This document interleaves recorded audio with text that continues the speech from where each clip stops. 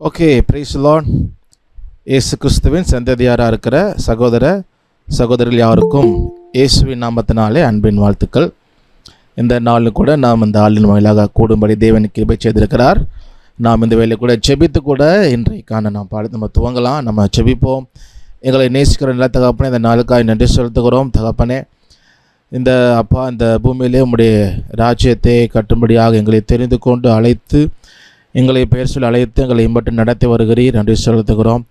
தகப்பனே, இந்த ஊழியத்தில் நாங்கள் இன்னும் நேர்த்தியாக நன்றாய் செய்யும்படி இந்த இசைக்கருவியை கற்றுக்கொள்ளும்படியாக அந்த நோக்கத்திற்காக கூர்ந்திருக்கிறோம். அதை நீங்கள் நன்கு அறிந்திருக்கிறீங்க. இதை அறிந்து கொள்வதற்கு புரிந்து கொள்வதற்கு வேண்டிய ஞானத்தையும் கிருபைகளையும் ஒவ்வொருவருக்கும் நீங்கள் தரும்படி ஜெபிக்கிறோம். எங்களை தாழ்த்தி ஒப்புக் கொடுக்கிறோம். இயேசுவின் நாமத்தில் ஜெபிக்கிறோம் நல்ல தகப்பனே.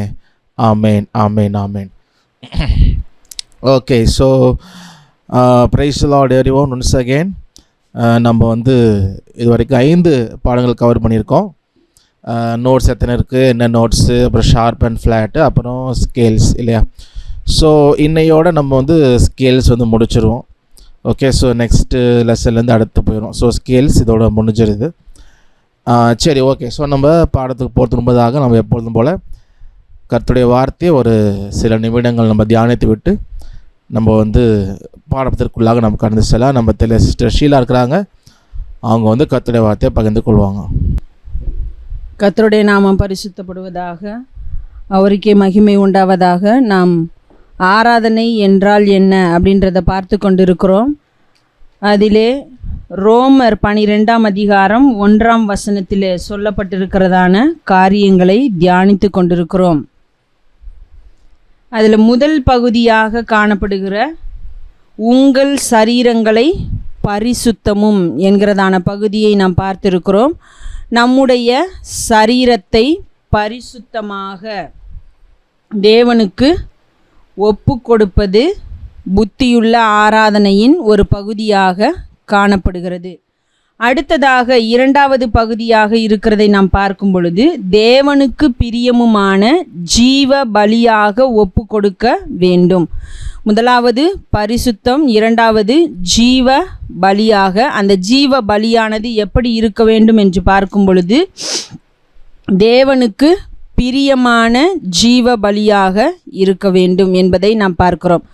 இப்போ பழைய ஏற்பாட்டு காலத்திலே நாம் பார்க்கும் பொழுது, அவர்கள் தேவனுக்கு ஆராதனை செய்த பொழுது எல்லாம் நம்ம பார்க்கும் பொழுது, அதாவது அவர்கள் கூடி தேவனை தொழுது கொள்ளும் பொழுது, ஆராதிக்கும் பொழுது எப்படி அதை செய்தார்கள் என்று நாம் பார்த்தோமானால், அதிலே பலி இருந்ததை நாம் பார்க்க முடிகிறது. அவர்களுக்கு ஒவ்வொன்றிற்கும் எந்த வகையான பலி செலுத்த வேண்டும், அதை எப்படி செலுத்த வேண்டும் என்று சொல்லியும் அவர்களுக்கு சொல்லப்பட்டிருந்ததை நாம் பார்க்கிறோம். அப்போது அவர்கள் பலி செலுத்தி தேவனை தொழுது கொண்டார்கள், ஆராதித்தார்கள், தேவனுக்கு மகிமையை செலுத்தினார்கள் என்று பார்க்கிறோம். அதிலேயும் அவர்கள் பலி செலுத்தின பொழுது ஒரு காரியத்தை நாம் பழைய ஏற்பாட்டிலே வாசிக்க முடியும். என்ன அப்படின்னு சொன்னால், தேவன் அதை சுகந்த வாசனையாக நுகர்ந்தார் என்று சொல்லி நாம் பார்க்க முடியும். அதே போல தான் இங்கே நமக்கு என்ன சொல்லப்படுகிறது அப்படின்னு சொன்னால், நம்முடைய சரீரத்தை தேவனுக்கு பிரியமுமான ஜீவ பலியாக ஒப்பு கொடுக்க வேண்டும். அப்போது நம்முடைய சரீரத்தை ஒன்று பரிசுத்தமாக ஒப்பு கொடுக்கிறோம், இப்போது அதை ஜீவ பலியாகவும் ஒப்பு கொடுக்கிறோம் என்பதை பார்க்க முடிகிறது. அப்போது பலி என்று சொல்லும் பொழுது அது உயிரற்றதாக மாறிவிடுகிறதை பார்க்கிறோம். அதை உயிரற்றதாக ஆக்கிதான் என்ன செய்கிறார்கள், பலி கொடுக்கிறார்கள் என்பதை பார்க்க முடிகிறது. ஆனால் நாம் நம்மை எப்படி ஒப்பு கொடுக்கிறோம் என்று பார்க்கும் பொழுது ஜீவ பலியாக.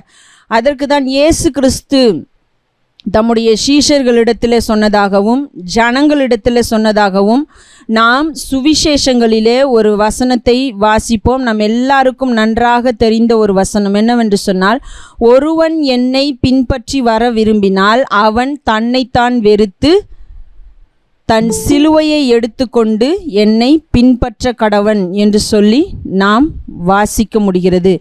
அப்போது இந்த ஜீவ பலியாக ஒப்பு கொடுத்தலிலே அந்த காரியம் அடங்கி இருக்கிறதை நாம் பார்க்க முடிகிறது. அப்போது நம்ம தேவனை பின்பற்றுகிறோம், தேவனுக்கு ஆராதனை செய்கிறோம், தேவனை தொழுது கொள்ளுகிறோம் என்று சொல்லும் பொழுது நம்மை நாமே வெறுத்து அனுதினமும் நம்முடைய சிலுவையை எடுத்துக்கொண்டு அவரை பின்பற்றுகிறவர்களாக இருக்க வேண்டும். அதுதான் ஆராதனையின் இரண்டாவது பகுதியாக இருக்கிறதை நாம் பார்க்க முடிகிறது. அப்போ நம்மை நாமே ஜீவ பலியாக, நம்மை நாம் வெறுத்தவர்களாக இருந்து தேவனுக்கு நம்மை ஒப்பு கொடுத்து அர்ப்பணித்து செய்கிற ஒன்றாக இருக்கிறது. ஏதோ பாடல் பாடுகிறதிலே மாத்திரம் தேவனை ஆராதிப்பது என்பது முடிந்து விடுவது இல்லை. அது நம்முடைய வாழ்க்கை முழுவதையும்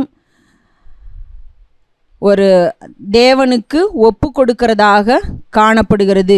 ஏதோ ஒரு பகுதியை மாத்திரம் இதுதான் ஆராதனை, இதுதான் இப்படி தான் இருக்கும், நாம் பரலோகத்தில் போய் கூட அதை தான் செய்ய போகிறோம் என்று சொல்லுகிறதான காரியங்களை நாம் கேள்விப்படுகிறோம். ஆனால் உண்மையிலேயே அது அப்படிதான் இருக்க போகிறதா என்பதை யோசித்து பார்க்க வேண்டும். கடந்த 2வது பேட்சில் இதை பற்றி பேசி கொண்டிருந்த பொழுது ஒருவர் சொன்ன காரியம் இதுதான்.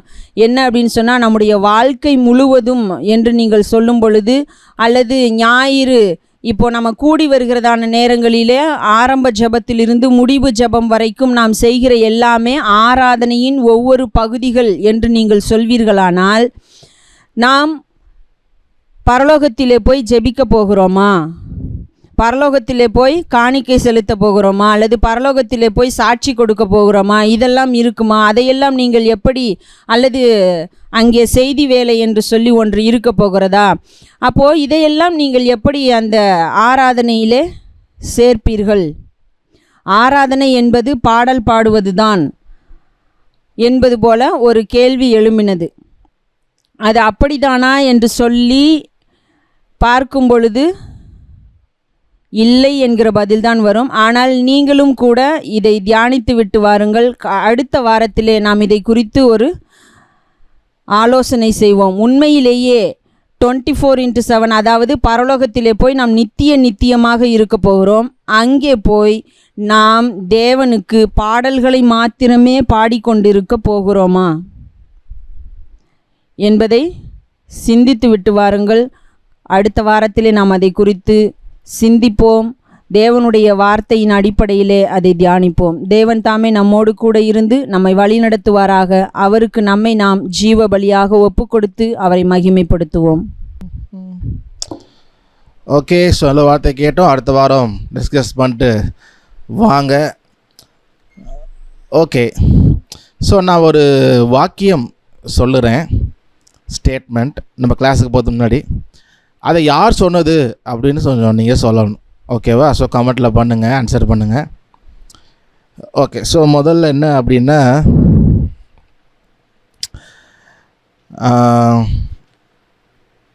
ஓகே, ஸோ ஆண்டோடைய வார்த்தையை நம்ம பிரசங்கம் பண்ணும்போது சில பேர் சொல்லுவாங்க இல்லையா, இது என்னை கஷ்டப்படுத்திருச்சு, எனக்கு கஷ்டப்படுத்திருச்சு அப்படின்னு. அப்போது ஒரு ஊழியக்காரு இப்படி சொல்கிறார். சில பேர் என்கிட்டையும் சொல்கிறாங்க, இந்த வார்த்தையை நீங்கள் சொல்கிறனால அது என்னை கஷ்டப்படுத்திருச்சு அப்படின்னு ஜனங்க சொல்கிறாங்க.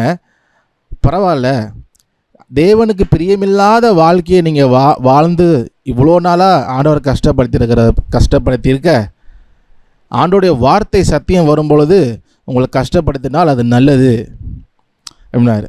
ஸோ அஃபெண்டுன்னு ஆங்கிலத்தில் சொல்லுவாங்க. நீங்கள் அஃபெண்ட் பண்ணிட்டீங்க, இப்படி சொன்னதுனால அஃபெண்ட் பண்ணிட்டீங்க. அப்போ ஒரு சொன்ன வார்த்தை தான், அவங்க வாழ்க்கை முழுவதும் they offended God, so let them be offended for a while அப்படின்னு சொல்லுவார். இன்னொரு வாக்கியம் கூட அவர் சொல்கிறது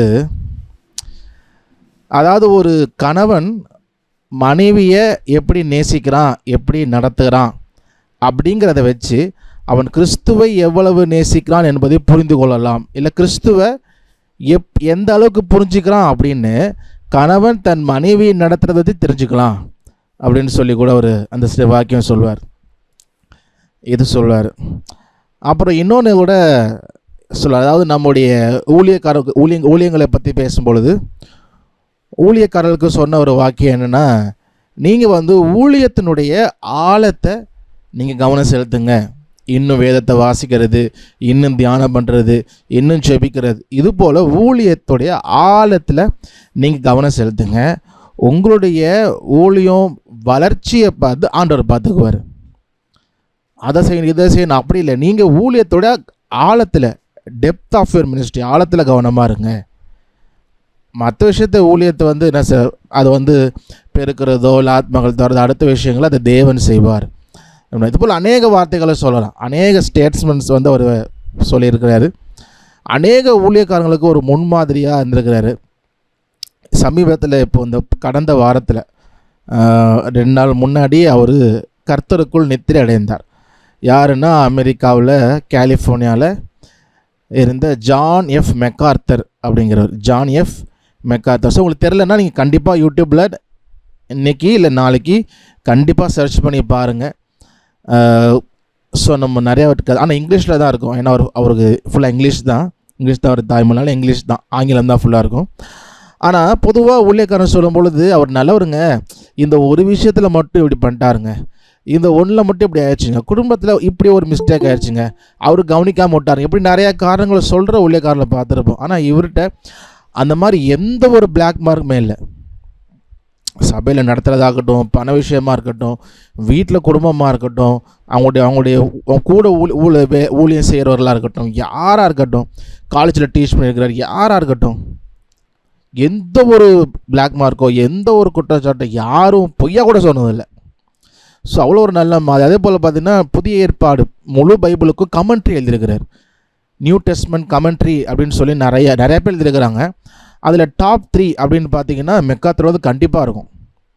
எல்லாமே மெக்கார்த்தர். நீங்கள் பைபிள் காலேஜ் படித்த எல்லார்ட்டையும் பார்த்தீங்கன்னா மெக்கார்த்தர் கமெண்ட்ரி வச்சுருப்பாங்க. நியூ டெஸ்ட்மெண்ட் கமெண்ட்ரி சொல்லிட்டு புதிய ஏற்பாடு நிறையவே எழுதியிருக்கிறார். முழு பைபிளுக்கும் எழுதியிருக்கிறாரு. ஆனால் பிரபலமாக எல்லாருமே எழுதியிருக்கிறது அந்த வந்து புதிய ஏற்பாடு கமெண்ட்ஸ் எல்லோரும் வச்சுருப்பாங்க. John F MacArthur. ஸோ நிறைய விஷயங்கள் நானுமே ரொம்ப ஒரு சில வருடங்களாக அவரை பார்த்துட்டு இருக்கிறேன், மெசேஜுகள் கேட்பேன், ரொம்ப பிரயோஜனமாக இருக்கும். நமக்கு நிறைய சந்தேகங்கள் குழப்பங்கள் இருக்கும் இல்லையா, இது இந்த சிச்சுவேஷனில் எப்படி செய்கிறது, என்ன சொல்கிறது, இது வந்து இப்படி ஒரு பிரச்சனை வந்திருக்கே, இதை எப்படி டீல் பண்ணுறது, மனுஷங்களை ஒரே அடியாக விட்டுறது, அதை எப்படி சிந்திக்கிறது, இது போல் கர்த்தருடைய சித்தத்தை அறிவதற்கும் நம்ம ஒரு ஆண்டவருக்கு உண்மையாக வாழ்கிறதுக்கு நிறைய குழப்பங்கள் இந்த போல் வருகிற ஒரு சமயம் நிறைய இருக்கும்.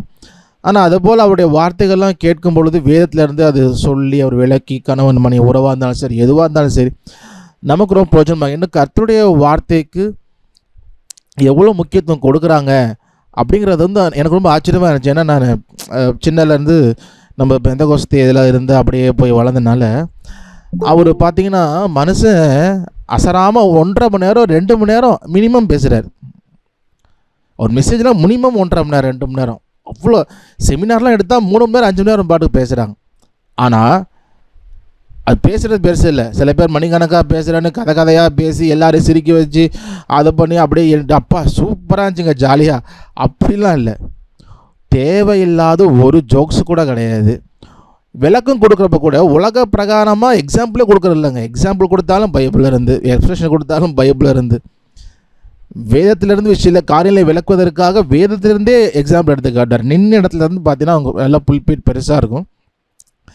அப்படி வந்து அவர் பேசுவார். அவ்வளோ நேரம் கர்த்தருடைய வார்த்தை எப்படி தியானிக்கிறது அடுத்த நல்லா புரிஞ்சுக்கலாம். என்னடா இவ்வளோ நேரம் பேசுகிறான், அப்போது ஒழுங்காக தியானம் பண்ணால் இவ்வளோ நேரம் பேசலாமோ அப்படின்றது வந்து நமக்கு அதை பார்த்து தெரிஞ்சுக்கலாம். ஓகே, ஜான் எஃப் மெக்கார்த்தர் நிறையா சொல்லியிருக்கிறார் அவருடைய வார்த்தை. அவர் என்னென்னு சொன்னார்னா, ஒரு கிறிஸ்தனுடைய உண்மையான வாழ்க்கை அவனுடைய இந்த பூமியில் மரணத்தில் தான் துவங்குறது அப்படின்னாரு. ஒரு கிறிஸ்தனுடைய உண்மையான வாழ்க்கை வந்து இந்த பூமியில் மரிக்கும்போது தான் துவங்குது, அதுதான் பிகினிங் அப்படின்னார். ஏன்னா அப்போ தான் நம்ம ஆண்டரோடு வாழ போகிறோம் இல்லை, என்னென்றைங்க இருக்க போகிறோம். ஸோ இது போல் நிறைய ஸ்டேட்மெண்ட் சொல்லியிருக்கிறாரு ஜான் எஃப் மெக்கார்த்தர். ஸோ அதனால் பாருங்கள், உங்களுக்கு பிரயோஜனமாக இருக்கும். ஓகே, ஸோ நம்ம இன்றைக்கி வந்து நம்ம லெசனுக்குள்ளே போகலாம். ஓகே, ஸோ நம்ம வந்து இது வரைக்கும் ஸ்கேல்ஸ் பார்த்துட்ருக்குறோம். ஸ்கேல்ஸில் மேஜர் ஸ்கேல் பார்த்தோம், அப்புறம் ஷார்ப் ஸ்கேல்ஸ் பார்த்தோம், போன வாரம் மைனர் ஸ்கேல் பார்த்தோம், இந்த வாரம் minor sharp. Okay, so minor scales. Okay, so நம்ம எந்த ஒரு ஸ்கேலாக இருந்தாலும், மேஜர் ஸ்கேலாக இருந்தாலும் மைனர் ஸ்கேலாக இருந்தாலும் 3 விஷயங்கள் நம்ம எப்போதும் மனசில் வச்சுக்கணும். 3 things that we have to keep in mind அப்படின்னா என்னென்னா, முதல்ல ஃபார்முலா, அடுத்து W and H, மூணாவது ரூல். ஃபார்முலா அப்படின்னா என்ன? ஒரு இப்போ மேஜர் ஸ்கேல்னால் ஒரு ஃபார்முலா இருக்குது, அதை பார்த்தோம். இது minor scale formula. Minor scale ஃபார்முலானா WH, WWH, WW. Wனா என்ன? Whole step. ஹெச்னா என்ன? Half step. மூணாவது ரூல் என்ன? 7 notes should come in order. 7 noteஸும் வரிசையாக வரணும், எதையும் விட்டுறக்கூடாது. ஓகே, ஸோ ஹாஃப் ஸ்டெப் நான் நெக்ஸ்ட் ஸ்டெப், ஹோல் ஸ்டெப் நான் ஸ்கிப் த நெக்ஸ்ட் ஸ்டெப், ஒரு படி எடுத்து தாண்டணும். ஓகே, ஸோ ஹாஃப் ஸ்டெப்னா ஜஸ்ட் ஒரு பார்த்துட்டு போயிடலாம். நெக்ஸ்ட் ஸ்டெப், அப்போது ஹாஃப் ஸ்டெப்னா 1லேருந்து ஹாஃப் ஸ்டெப்னா 2, 2லேருந்து ஹாஃப் ஸ்டெப்னா 3, 3லேருந்து ஹாஃப் ஸ்டெப்னா 4, 4லேருந்து ஹாஃப் ஸ்டெப்னா 5, 5லேருந்து 6, 6லேருந்து 7, 7லேருந்து 8, 8 to 9, 9 to 10. So next step நம்ம நிறையா பார்த்துட்டோம். ஹோல் ஸ்டெப்னா ஒரு படிக்கட்டு விட்டு தாண்டணும். 1லேருந்து whole ஸ்டெப்னா 3, 3லேருந்து whole ஸ்டெப்னா 5, 5 to 7, 7 to 9, 9 to 11, 11 to 1, 2 to 4, 4 to 6, 6 to 8, 8 to 10, 10 to 12. So இன்னும் ஈஸி ஞாபகம் வச்சுக்கணுன்னா, ஹோல் ஸ்டெப் ஞாபகம் வச்சுக்கணுன்னா odd number next odd number or next even number, அந்த மாதிரி நம்ம ஞாபகம் வச்சுக்கிட்டோம் அப்படின்னா ஈஸியாக புரிஞ்சுக்கலாம். So okay, minor scale formula WH, WWH, WW. Whole step, half step, whole step, whole step, half step, whole step, whole step. Okay, இது அதே அந்த 3 things தான். ஓகே, ஸோ நம்ம வந்து இப்போது இந்த மைனர் ஷார்ப். ஸோ ஃபஸ்ட்டு நம்ம பார்க்க போகிறது C sharp minor. Okay, so note எதுனா எழுதிக்கோங்க, கூடயே நீங்கள் எழுதுங்க. எழுதி படிக்கும் பொழுது கொஞ்சம் இன்னும் மனதில் அதிகமாக நிற்கும். C ஷார்ப் மைனர் ஸ்கேல் அப்படின்னு போட்டுட்டு ஃபார்முலாவை கீழே எழுதிக்கோங்க. WH, WWH, WW போட்டுட்டு C ஷார்ப். C ஷார்ப் வந்து Wக்கு நேராக எழுதிடக்கூடாது, Wக்கு கொஞ்சம் முன்னாடியே எழுதிக்கணும். ஒரு 1 minute டைம் தரேன், எழுதிக்கோங்க எழுதாதவங்களாம்.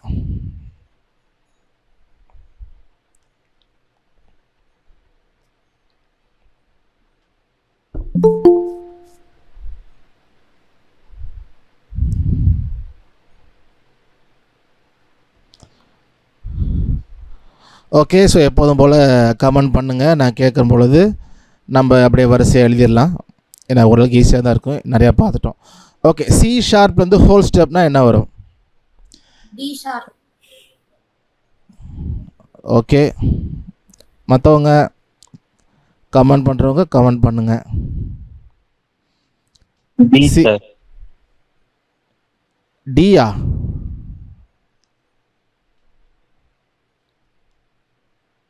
D.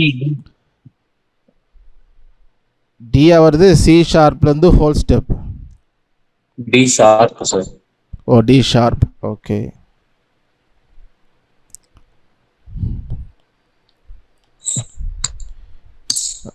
Okay, D sharp. ஜெரோமின் பால் D போட்டிருக்கீங்க, டைப்பிங் மிஸ்டேக்கா இல்லை D தான் வருதா? திரும்ப செக் பண்ணுங்கள். C ஷார்ப்லேருந்து, Cலேருந்து இல்லை, C ஷார்ப் மைனர் போடுறோம் இல்லையா? C sharp minor. Okay okay, D sharp type பண்ணியாச்சு. ஓகே ஓகே, பார்த்துட்டேன். ஓகே, ஸோ அப்போது C ஷார்ப்லேருந்து whole step D sharp. So Cக்கு அப்புறம் D தான் வரணும். அப்போது மொதல் W கீழே D ஷார்ப் எழுதிக்கலாம். ஓகே, ஸோ ஃபஸ்ட்டு W கீழே D ஷார்ப் போட்டுக்கோங்க. ஓகே, நெக்ஸ்ட்டு D ஷார்ப்லேருந்து ஹாஃப் ஸ்டெப்.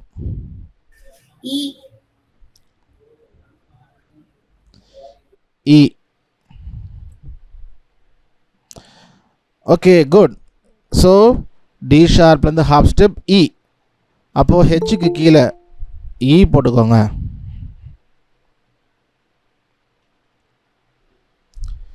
நெக்ஸ்ட்டு ஈலேருந்து whole step. F sharp. F sharp.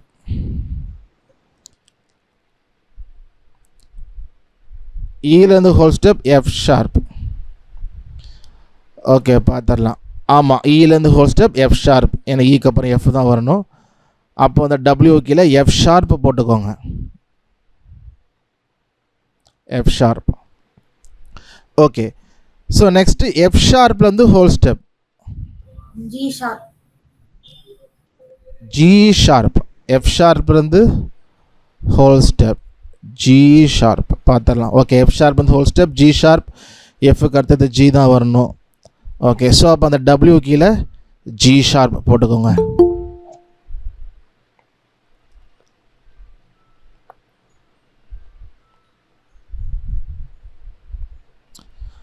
Okay, next G sharp இருந்து ஹாஃப் ஸ்டெப். A. E. ஈயா? A.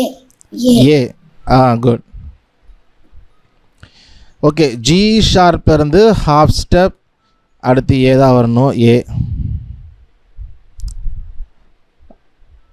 ஓகே, ஸோ நெக்ஸ்ட் ஏலேருந்து whole step, ஏலேருந்து whole step B. B. ஏலேருந்து whole step. Okay, so ஏலேருந்து whole step அப்படின்னா B. அப்போது அந்த W கீழே பி போட்டுக்கோங்க, பி போட்டுக்கோங்க. லாஸ்ட்டு ஒன்று தான். ஓகே, ஸோ பியிலேருந்து ஹோல் ஸ்டெப், ஸோ ரொம்ப ஈஸி தான், C sharp. C sharp. ஏன்னா சி ஷார்ப்பில் தான் நம்ம ஆரம்பிச்சிருக்கோம், சி ஷார்ப்பில் முடிக்கணும். ஃபார்முலாவும் கரெக்டாக தான் வந்திருக்கு. ஸோ பியிலேருந்து ஹோல் ஸ்டெப், சி விட்டுட்டு சி ஷார்ப். ஓகே, அப்போ சி ஷார்ப் மைனர் ஸ்கேல் அப்படின்னு சொன்னால் C sharp, D sharp, E, F sharp, G sharp, A, B, C sharp. Okay, so next D sharp minor. D sharp minor போட்டுக்கோங்க, formula போட்டுக்கோங்க.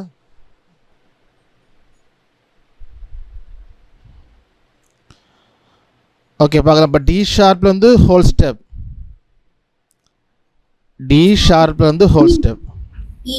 E sharp. E sharp.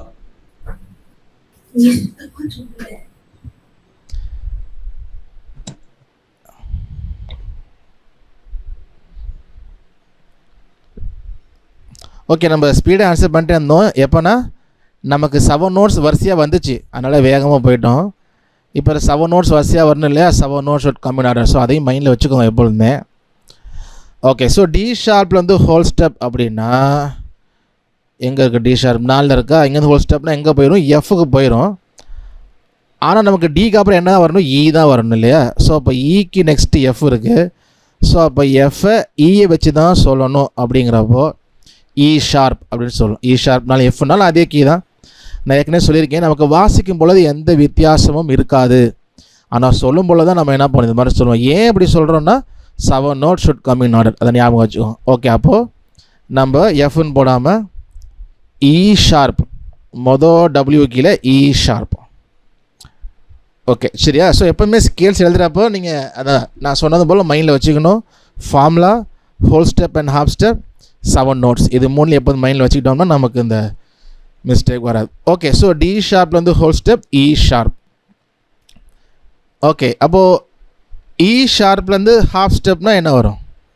F sharp. F sharp ரோவினுக்கு. ஆனால் என்ன வரும்? F sharp, sir. F sharp. F sharp. F sharp. நீனும் answer பண்ணிடு, மற்றவங்க சொல்லிட்டாங்கன்னா விட்டுறாத.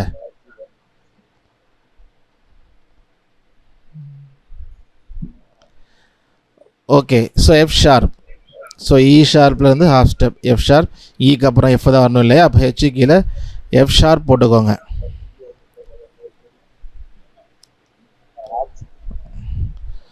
ஓகே, நெக்ஸ்ட்டு டபிள்யூ இருக்குது. டபிள்யூனா ஹோல் ஸ்டெப். எஃப் ஷார்ப்லேருந்து ஹோல் ஸ்டெப்னா என்ன வரும்? G sharp. G sharp.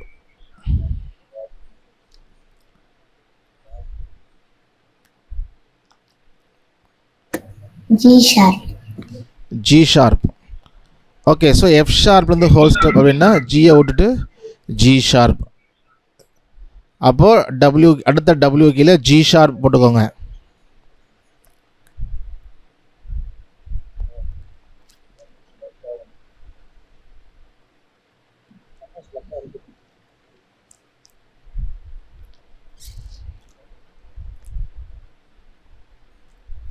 Okay, next G sharp அப்புறம் டபிள்யூ இருக்குது. டபிள்யூனா ஹோல் ஸ்டெப். ஜி ஷார்ப்லேருந்து ஹோல் ஸ்டெப்னா என்ன வரும்? A sharp.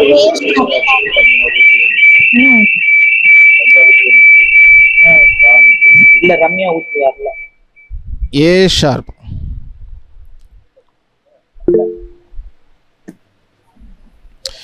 Okay, so G sharp வந்து ஹோல் ஸ்டெப்னா ஏ விட்டுட்டு ஏ ஷார்ப். கரெக்ட். அப்போ அந்த டபிள்யூ கீழே ஏ ஷார்ப் போட்டுக்கோங்க. ஓகே, ஸோ நெக்ஸ்ட் டபிள்யூ கீழே A sharp. Chitra ஊத்தியா?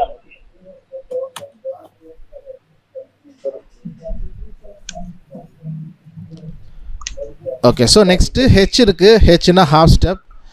A sharp வந்து ஹாஃப் ஸ்டெப்னா B. B. B. Very good. So ஏ ஷார்ப் ஹாஃப் ஸ்டெப்னா நெக்ஸ்ட் ஸ்டெப் அப்போ பி. அப்போ ஹெச் கீழே பி போட்டுக்கோங்க. ரெண்டு போட்ட மாட்டாரு.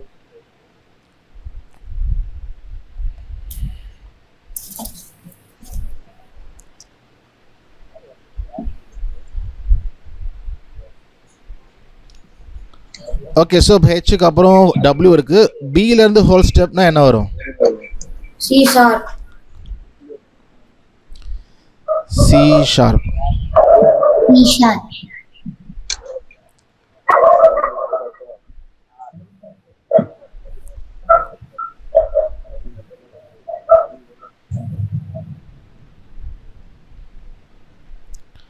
ஓகே, ஸோ பியிலேருந்து ஹோல் ஸ்டெப் சி விட்டுட்டு C sharp. Correct. So next last one C ஷார்ப்லேருந்து ஹோல் ஸ்டெப். இதோட முடிஞ்சிச்சு டி ஷார்ப். D sharp. டியா டி ஷார்ப்பா?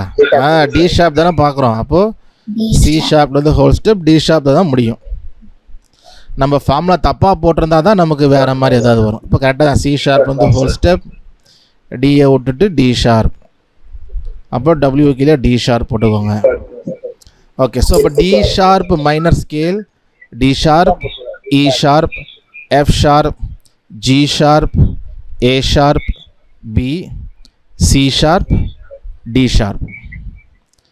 உங்களுக்கு எழுதும் பொழுது இப்போ இ ஷார்ப் இது போல விஷயங்கள் டவுட்டாக இருந்துக்கு அப்படின்னா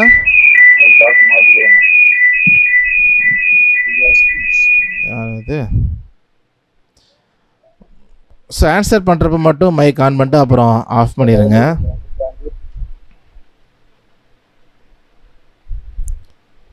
ஓகே, எல்லாத்தையும் விசிலிங் சவுண்ட் மாதிரி வருது. சரி, ஓகே. என்னமோ சொல்ல வந்தனே. இப்போது இந்த F sharp E sharp, B sharp இப்படி வரப்போலாம் உங்களுக்கு ரொம்ப குழம்புது அப்படின்னா அதுக்கு கீழேயே நீங்கள் எழுதிக்கலாம். இப்போ இதிலே பார்த்தீங்கன்னா டி ஷார்ப்புக்கு அப்புறம் இ ஷார்ப் வருது இல்லையா, கீழே ப்ராக்கெட்டில் நீங்கள் எஃப்னு எழுதிக்கலாம் கொஞ்சம் ஈஸியாக புரிஞ்சுறதுக்காக. ஓகே, ஏன்னா எஃப் தான் வாசிக்க போகிறோம்.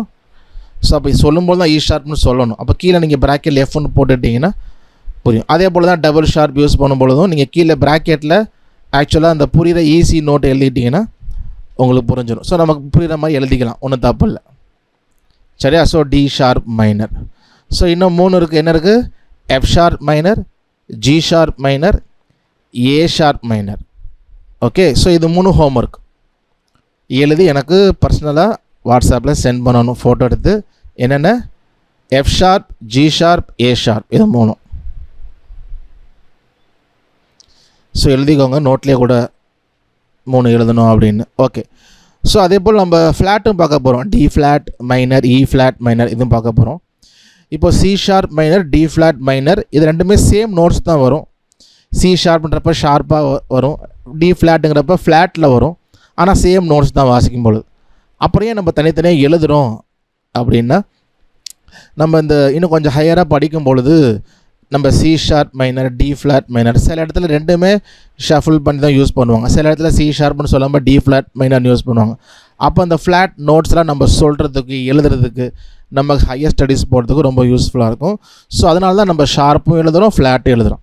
இல்லாட்டி நம்ம ஒன்று எழுதினாலே போதும் இல்லையா, சி ஷார்ப் எழுதினாலே போதும். எதுக்கு டி ஃப்ளாட்னா அந்த ஒரு காரணத்துக்காக தான் எழுதுகிறோமே ஒழிய. பட் நம்ம வாசிக்கிறப்ப சேம் ஒரே ஸ்கேல் தான் வாசிக்க போகிறோம். இப்போ சி ஷார்ப் மைனர்னால் என்ன வாசிக்க போகிறோமோ அதே தான் டி ஃப்ளாட் மைனர். பட் அந்த நேமுக்காக அந்த டபுள் ஃப்ளாட், டபுள் ஷார்ப்பாக எப்படி மாறுது அந்த ஒரு எக்ஸசைஸ்க்காக தான் நம்ம அதை என்ன பண்ணுறோம், அதுக்காகவும் ஃப்யூச்சரில் நம்ம லேர்ன் பண்ணும்பொழுது யூஸுக்காகவும் தான் நம்ம ஃப்ளாட்டுமே எழுதுகிறோம். ஓகே, ஸோ அப்போ அந்த ஹோம்ஒர்க் பண்ணுறதுக்கு ஒரு 3 கேப் விட்டுருங்க. F sharp, G sharp, A sharp gap விட்டுட்டு நெக்ஸ்ட்டு எழுதிக்கோங்க D flat minor. D flat minor. So flat போடும்போது கொஞ்சம் கவனமாக போடுங்க இந்த ஸ்கேல் போடும் பொழுது, ஏன்னா அதில் ஒரு விஷயம் இருக்குது.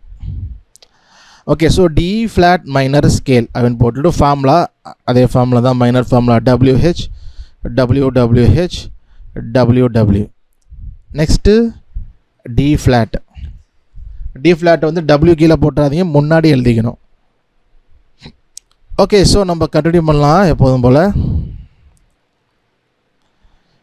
டி ஃப்ளாட்லேருந்து ஹோல் ஸ்டெப் என்ன வரும்?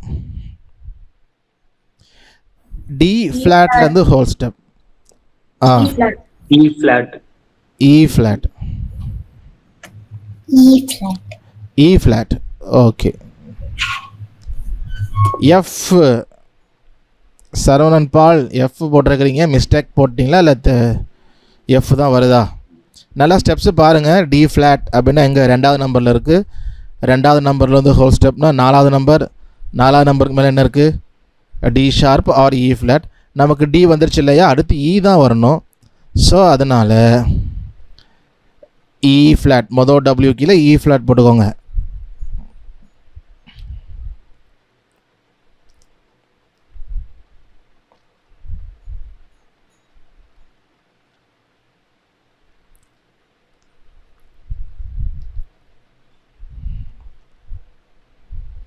ஓகே, நெக்ஸ்ட் இப்போது இ ஃப்ளாட்லேருந்து ஹாஃப் ஸ்டெப் என்ன வரும்?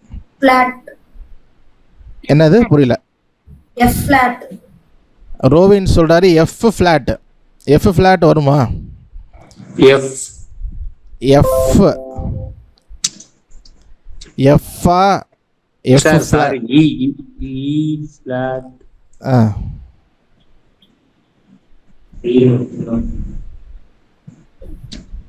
D flat half step.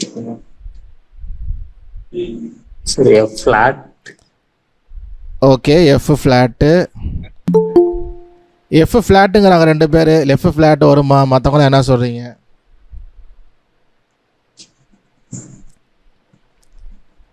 ஆனா உனக்கு என்ன தோணுது? எஃப் ஃப்ளாட் வருமா?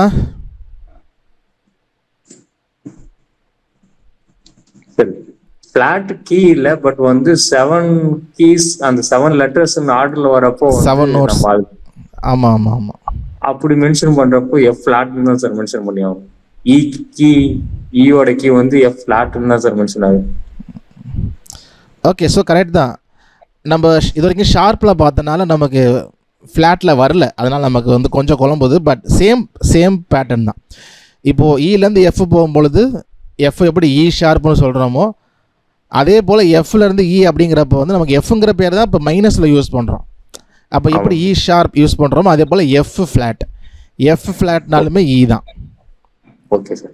எப்படி இ ஷார்ப் பி ஷார்ப் யூஸ் பண்ண, இ ஷார்ப்னா எஃப், பி ஷார்ப்னா சி. அதே போல் எஃப் ஃப்ளாட்னா இ, சி ஃப்ளாட்னா பி, அதுவுமே வரும். ஸோ ஞாபகம் வச்சுலாம். அப்போது இ ஃப்ளாட்லேருந்து ஹாஃப் ஸ்டெப்னா இ தான் வரும். ஆனால் நமக்கு வந்து இ ஃப்ளாட் வந்துருச்சு, அடுத்து எஃப் தான் வரணும். அதனால் எஃப்லேருந்து இ வந்து ஒரே ஒரு ஸ்டெப் தான் கம்மினா இப்போ ஃப்ளாட் லெஃப்டில் வரனால. அப்போது எஃப் ஃப்ளாட். புரிஞ்சிச்சா? நம்ம இது வரைக்கும் இந்த ஷார்ப்லேயே போட்டனால கொஞ்சம் பேர் குழம்புலாம். டவுட்டு தான் சொல்லுங்கள், நான் திரும்பவும் சொல்கிறேன். ஓகேனா நம்ம நெக்ஸ்ட்டுக்கு போயிடலாம். ஓகே, ஸோ இப்போ எஃப் ஃப்ளாட் அதாவது ஈலேருந்து ஹோல் ஸ்டெப். எஃப் ஃப்ளாட்லேருந்து whole step G flat. F ஃப்ளாட்லேருந்து whole step G flat. Yeah, G flat. G flat. G flat. ஆனா உனக்கு எஃப் ஃப்ளாட் புரிஞ்சிச்சா? Sir. ஓகே, இல்லைன்னா நம்ம ஸ்பெஷல் கிளாஸில் கூட பார்க்கலாம். ஓகே, ஸோ எஃப் ஃப்ளாட்லேருந்து ஹோல் ஸ்டெப், எஃப்க்கு அப்புறம் ஜி தான் வரும் இல்லையா? அப்போ ஜி ஃப்ளாட், எஃப் ஷார்ப்னு சொல்ல முடியாது. எஃப் ஷார்ப் ஜி ஃப்ளாட் இருக்குது, நமக்கு எஃப் வந்துருச்சு, எஃப் ஃப்ளாட். அடுத்து ஜி தான் வரணும், அதனால் ஜி ஃப்ளாட்னு தான் இங்கே சொல்லணும். ஓகே, ஜி ஃப்ளாட்லேருந்து whole step A flat.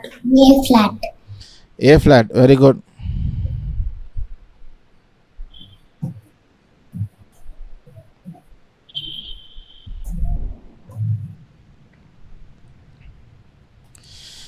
A flat. So G flat வந்து ஹோல் ஸ்டெப், ஜி விட்டுட்டு ஏ ஃப்ளாட், அடுத்து ஏ வரணும். ஸோ ஏ ஃப்ளாட் தான் பிரச்சனை இல்லை. ஓகே, நெக்ஸ்ட் ஏ ஃப்ளாட்லேருந்து ஹாஃப் ஸ்டெப். இது கொஞ்சம் நல்லா யோசிக்கணும், நல்லா யோசிங்க, Double flat.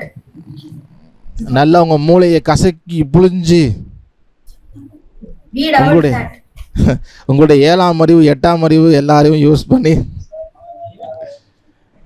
சொல்லுங்க. B double flat sir. Okay, so ரோவினுக்கும் ஜோஷ்வா சதீஷ்க்கும் B double flat, B double flat வருது. மற்றவங்க என்ன சொல்கிறீங்க?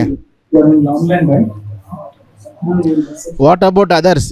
ஏ ஃப்ளாட்டா? A flat. ஓகே, ஒரு சிலருக்கு பி டபுள் ஃப்ளாட்டு தான் வரும்னு தோணுது, அதனால் போகிறேன் சார் போடுறீங்க. ஓகே, ஸோ அதே தான் நம்ம டபுள் ஷார்ப் போட்டிருப்போம், ஷார்ப் மேஜர் போடும்போது F double sharp, G double ஷார்ப்லாம் போட்டிருப்போம். ஸோ அதே தான் இங்கே ஃப்ளாட்டில் என்ன கீழே வரும். இப்போது ஏ ஃப்ளாட் இருக்குது, ஏ ஃப்ளாட்லேருந்து ஹாஃப் ஸ்டெப் அப்படின்னா எங்கே போயிடும்? ஏக்கு தான் போகும். நமக்கு ஏ வந்துருச்சு இல்லையா? ஏ ஃப்ளாட் வந்துருச்சு. ஏக்கு அப்புறம் என்ன வரணும்? பி தான் வரணும். பி எங்கே இருக்குது? 12வது ஸ்டெப்பில் இருக்குது. ஏ எங்கே இருக்குது? 10வது ஸ்டெப்பில் இருக்குது. ஸோ 10வதுல பியிலேருந்து பி ஃப்ளாட், அடுத்து ஏ இருக்கனால B double flat. B double ஃப்ளாட்னாலும் ஏனாலும் ஒரே கீ தான் இல்லை? ஸோ அப்போது பி டபுள் ஃப்ளாட். அப்போது ஹெச்சுக்கு கீழே B double flat.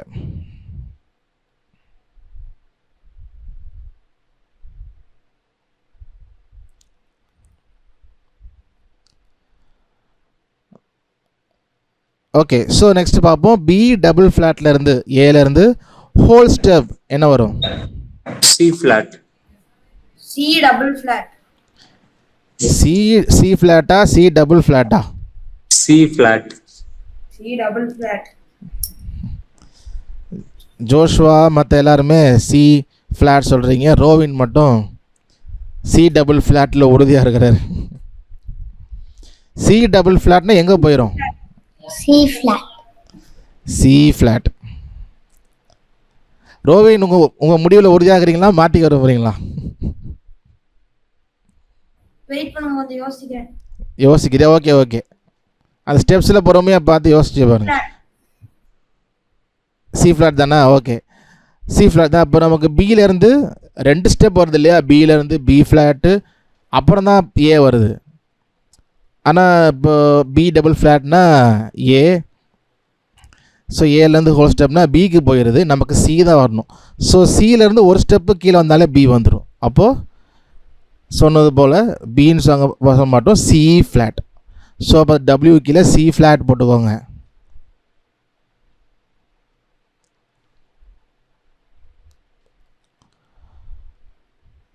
C flat. Okay, so last one C ஃப்ளாட்லேருந்து whole step D flat. D flat.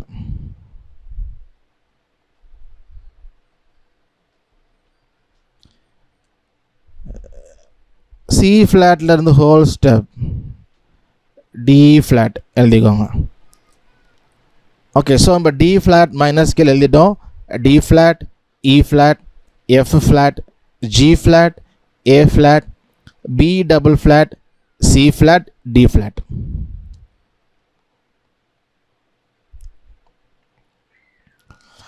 நம்ம நெக்ஸ்ட் வீக்குள்ளே, அதாவது தேர்ஸ்டேக்குள்ளே மண்டே டு வெனஸ்டே ஏதாவது ஒரு நாள் ஸ்பெஷல் கிளாஸ் இருக்கும், சரியா? ஸோ ஸ்பெஷல் கிளாஸ் அப்படிங்கிறது வந்து நம்ம ஸ்கேல்ஸ்னால் கொஞ்சம் ஒரு எவ்வளோ முக்கியம், இல்லை ஸ்கேல்ஸ் பற்றி இன்னும் கொஞ்சம் ஒரு இல்லை ஒரு ஷார்ட்கட்டு அப்படி எழுதுறது அப்போல்லாம் நம்ம பார்க்க போகிறோம். இவ்வளோ நம்ம வந்து ரொம்ப யோசிச்சு எழுதாமல் ஷார்ட்கட்டு இருக்குது. நம்ம ஒரு ஸ்கேல் வச்சு எல்லா ஸ்கேல் தான். ஸோ அப்போ ஷார்ட்கட், அதே போல் ஸ்கேல்ஸ் எவ்வளோ இம்பார்ட்டன்ஸ், அது போல் விஷயங்கள் கண்டிப்பாக ஒரு ஸ்பெஷல் கிளாஸ் இருக்கும். சரியா? ஸோ கண்டிப்பாக நான் வந்துடுங்க. நான் அப்புறம் அப்டேட் பண்ணுறேன். மண்டே டு வெனஸ்டேக்குள்ளே, மண்டே டியூஸ்டே ரெண்டு நாளுக்குள்ளேயே ஏதோ ஒரு நாள் வச்சிடலாம். Okay. So next E flat minor scale. E flat minor scale formula போட்டுக்கோங்க. ஃபார்முலா கீழே E flat.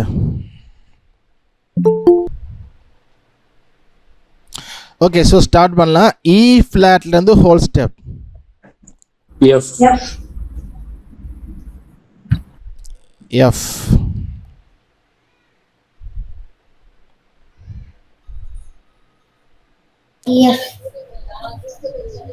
G double flat. ஜெரோமின் பால் அட்வான்ஸாக போகிறீங்க போல இருக்கே. ஆக்சுவலாக நமக்கு வந்து ஜி டபுள் ஃப்ளாட்டு எப்போ சொல்லுவோன்னா, இங்கே எஃப் இருந்தால் தான். இப்போ ஈக்கு அப்புறம் என்ன தான் வரணும்? இ ஃப்ளாட் இருக்கா, ஈக்கு அப்புறம் எஃப் தான் வரணும். அப்போ நம்ம எஃப்னே எழுதிடலாம். நமக்கு 7 நோட்ஸ் வரிசையாக வரல, ஆர்டரில் வரலன்னா தான் நம்ம இந்த டபுள் ஷார்ப்பு, டபுள் ஃப்ளாட்டு இதெல்லாம் போட்டு மண்டே போட்டு குழப்பிக்கணும். நமக்கு 7 நோட்ஸ் ஆர்டரில் வருதுன்னா நம்ம ரொம்ப யோசிக்க வேண்டாம். நம்ம என்ன நோட் வருதோ நம்ம ஸ்ட்ரைட்டாக எழுதிடலாம். ஓகே. ஓகே. ஸோ அப்போ இ ஃப்ளாட்லேருந்து ஹோல் ஸ்டெப் அப்படிங்கிறப்ப வந்து இ விட்டுட்டு எஃப்க்கு போயிடும். நம்ம ஈக்கு அப்புறம் எஃப் தான் வரணும் இல்லையா? ரொம்ப யோசிக்க வேணாம். டபிள்யூ கீழே எஃப் எழுதிடலாம். ஓகே. நெக்ஸ்ட் எஃப்லேருந்து half step. G flat. Very good. G flat.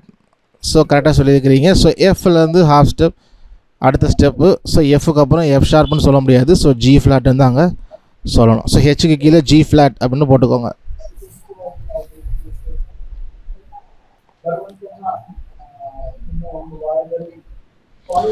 Okay. Next G ஃப்ளாட்லேருந்து ஹோல் ஸ்டெப்.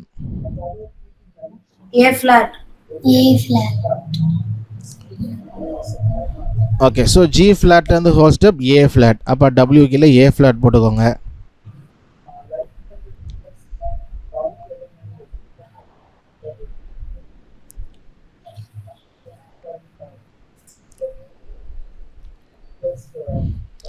ஓகே. ஏ ஃப்ளாட்லேருந்து whole step B flat. B flat. Okay good. Okay பார்த்துருவோம். ஏ ஃப்ளாட்லேருந்து ஹோல் ஸ்டெப் ஏ விட்டுட்டு B flat. அப்போ W கீழே B flat போட்டுக்கோங்க.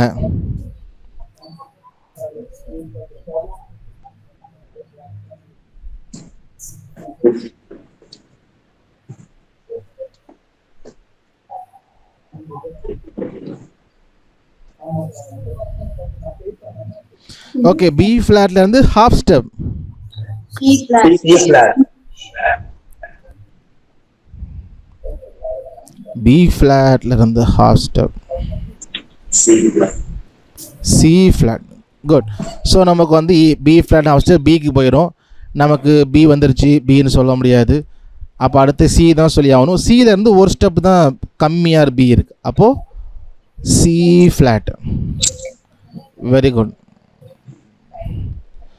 Next C ஃப்ளாட்லேருந்து whole step ஈஸியாக சொல்லிடலாம். அடுத்த ரெண்டுமே டி ஃப்ளாட். அடுத்த ரெண்டுமே ஈஸி தான் இல்லையா? ஸோ சி ஃப்ளாட் வந்து ஹோல் ஸ்டெப் டி ஃப்ளாட். அப்போ அந்த டபிள்யூ கீழே டி ஃப்ளாட் போட்டுக்கோங்க. ஓகே. அந்த ஃபைனல் ஒன் டி ஃப்ளாட் வந்து whole step E flat.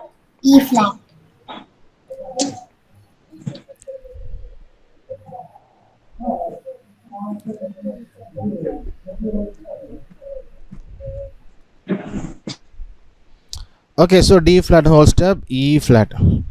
Okay, E flat minor scale, E flat, F, G flat, A flat, B flat, C flat, D flat, E flat. இன்னும் 3 இருக்கு. என்னென்ன இருக்கு? G flat minor, A flat minor, B flat minor. அது 3 homework.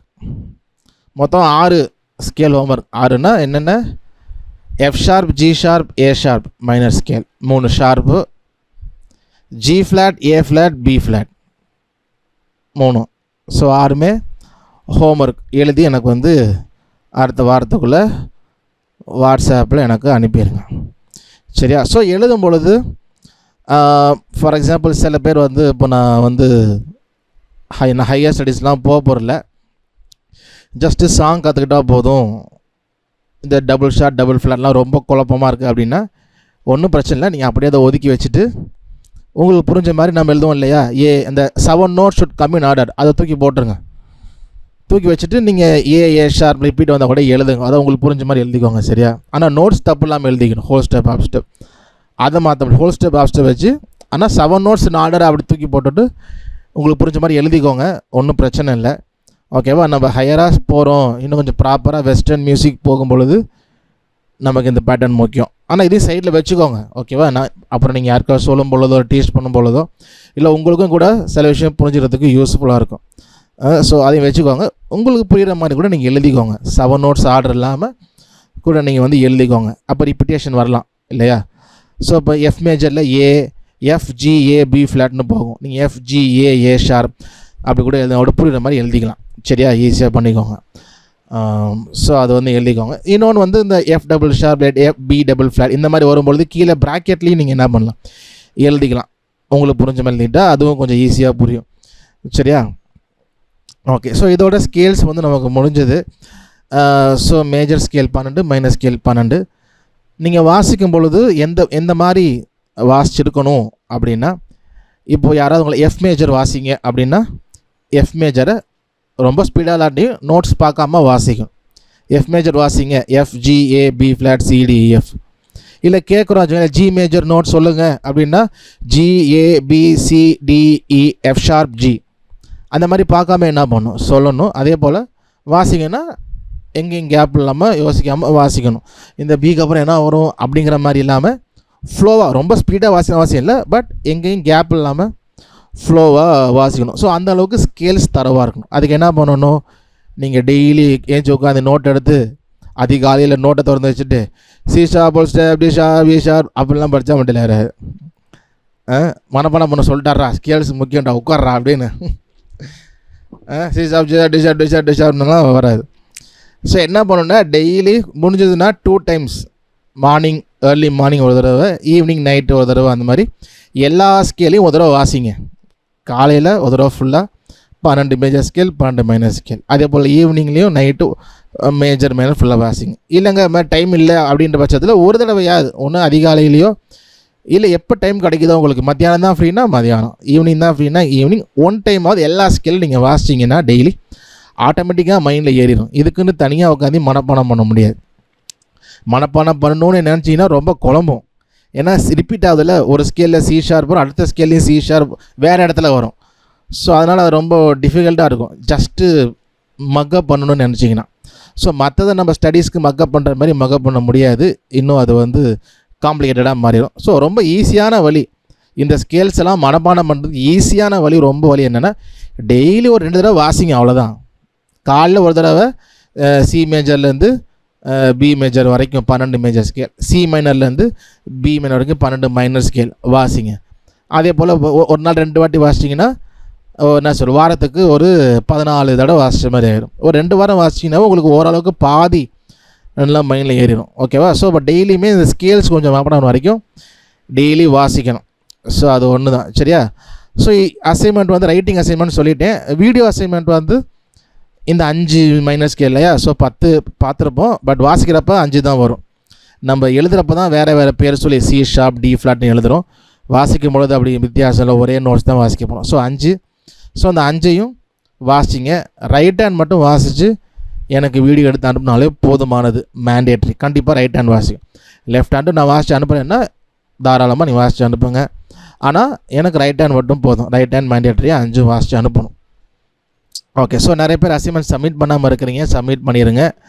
So இது வரைக்குமே எல்லா அசைன்மெண்ட்டுமே complete பண்ணவங்க நான் ஒரு ரஃப் லிஸ்ட் எடுத்துருக்கிறேன்.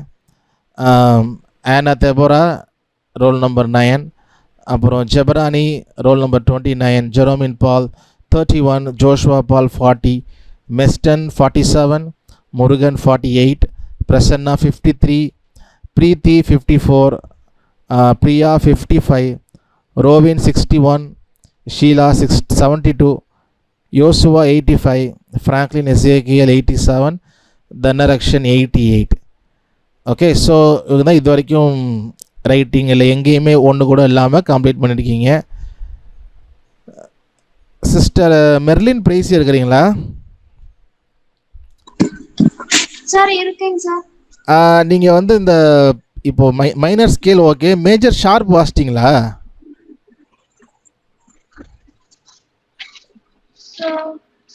மேஜர் ஷார்ப், ஏன்னா மைனர் ஸ்கேல் வாசி நான் க்ரீன் போட்டிருக்கேன்.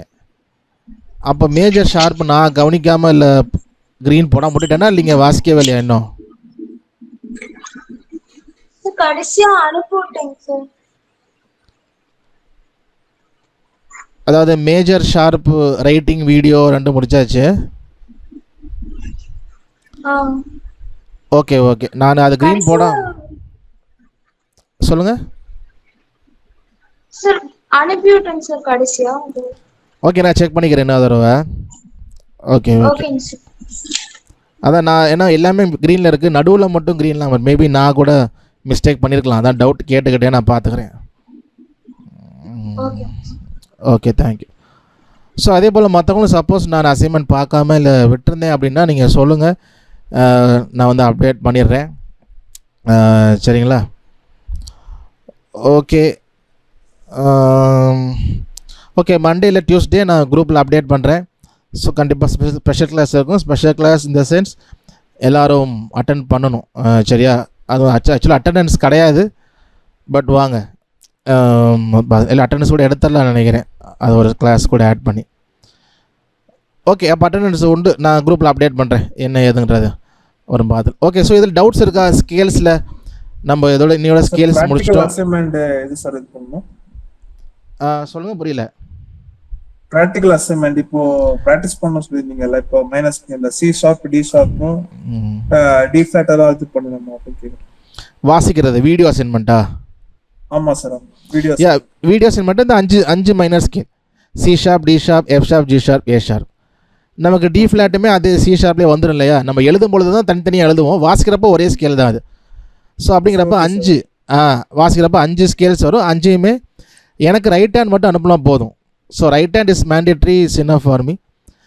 But left hand if you want to send you can send. நீங்கள் அனுப்பலாம். ஓகே, வேறு ஏதாவது டவுட்ஸ் இருக்கா இந்த ஸ்கேல்ஸ் எல்லாம் நம்ம பார்த்ததில்? ஓகே, ஸோ இது வரைக்கும் நீங்கள் நிறையா விட்டு எழுதியிருப்போம் இல்லையா? சப்போஸ் உங்களுக்கு டவுட்டாக இருக்குது, அங்கங்கே அடிச்சு எழுதிருந்தீங்கன்னா ஒரு ஃப்ரெஷ்ஷாக நீங்கள் ஃபஸ்ட்லேருந்து ஃபுல்லாக எழுதுங்க. ஸோ எழுதுகிறப்போ உங்களுக்கு நல்லாவே புரியும். ஓகேவா? நீங்களே எழுதும் பொழுது ஸோ அதனால் அப்படி எழுதி பாருங்கள். ஸோ அது டவுட்ஸ் இருந்தால் கேளுங்க. இப்போ இல்லாட்டி அப்புறமேட்டு வந்தாலும் குரூப்ஸில் கேளுங்க, எப்போ வேணால் கேளுங்க, நான் கண்டிப்பாக ஆன்சர் பண்ணுறேன். சரி, ஓகே. ஸோ மறந்துட வேண்டாம், அசைன்மெண்ட் கம்ப்ளீட் பண்ணிடுங்க. இந்த கிளாஸ் ரைட்டிங் அசைன்மெண்ட் 6 எழுதுகிற writing assignment 6, F sharp, G sharp, A sharp, அதே போல் G flat, A flat, B flat, minor scale எழுதணும். வாசிக்கும் பொழுது 5 மைனர் ஸ்கேலும் வாசித்து எனக்கு வீடியோ அனுப்பணும். ரைட்டிங் வந்து குரூப்பில் அனுப்பாதீங்க, எனக்கு பர்சனலாக தான் அனுப்பணும். வீடியோ அசைன்மெண்ட் மட்டும்தான் குரூப்பில் அனுப்பணும். சரி, ஓகே. நம்ம வந்து ப்ரேயர் பண்ணி நம்ம கன்க்ளூட் பண்ணலாம், நம்ம ஜெபிப்போம். எங்களை நேசிக்கிற நல்ல தகப்பனே, அந்த நாளுக்காக நன்றி செலுத்துகிறோம். அப்போ அந்த நாள் மட்டுமாக அநேக காரியங்களை கற்றுக்கொண்டு இருக்கிறோம். நாங்கள் அதை கற்றுக்கொண்ட காரியங்களை வாசித்து பார்த்து நாங்கள் பழகி ஆண்டவர் உமக்காக அதை பயன்படுத்த, அதை பிரயோஜனப்படுத்த நாங்கள் எங்களுடைய தனிப்பட்ட வாழ்க்கையில் உண்மை பாடி ஆராதிக்க, அதே போல் சபை கூடுகையில் நாங்கள் பாடி நாங்கள் குடும்பமாக சில கூடி உண்மை பாடி ஆராதிக்கும் பொழுது நேர்த்தியாக வாசித்து உம்முடைய சமூகத்தில் மகிழ்ந்திருக்க நீங்கள் கிருபை செய்யுங்க. நாங்கள் இதை கற்றுக்கொண்டு உம்முடைய நாமத்தின் மகிமைக்காக பயன்படுத்த கிருபை செய்யுங்க. எங்களை தாழ்த்தி ஒப்புக் கொடுக்கிறோம்.